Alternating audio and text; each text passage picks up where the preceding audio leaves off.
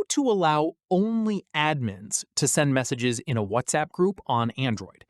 This tutorial shows you how to restrict messaging so only admins can post in the group. First, open the WhatsApp app on your Android device. After that, open the group chat you want to restrict. From there, tap on the group name at the top of the screen to open the group info page. At this point, tap on the three dots at the top right of the screen. In the next step, tap on Group Permissions to open the settings for that group. From there, tap on Send New Messages under Members Can. Following this, it will restrict messaging to admins only. From there, the group will now be locked down.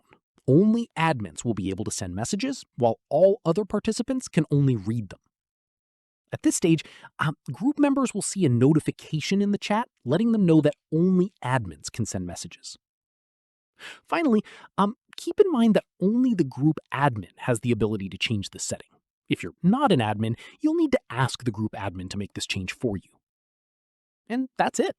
If this guide helped you restrict messaging in your WhatsApp group, give it a like, subscribe for more Android tutorials, and tap the bell icon for updates. See you in the next one.